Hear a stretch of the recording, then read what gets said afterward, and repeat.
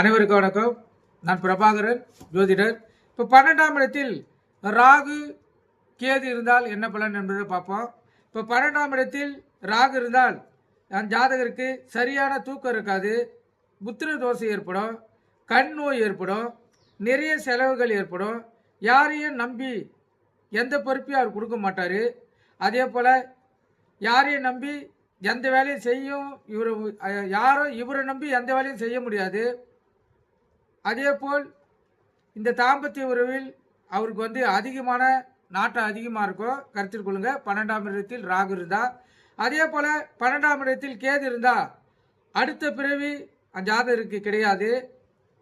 அலைச்சல் அதிகம் இருக்கும், புத்திர தோஷம் ஏற்படும், லாபம் கருதி அவர் எந்த தொழிலை செய்தாலும் லாபத்தையே முதல்ல குறிக்கோளாக வைத்து செய்வார். அதில் வெற்றியும் பெறுவார். கருத்து கொண்டு பயன்பெறுங்க. நன்றி, வணக்கம்.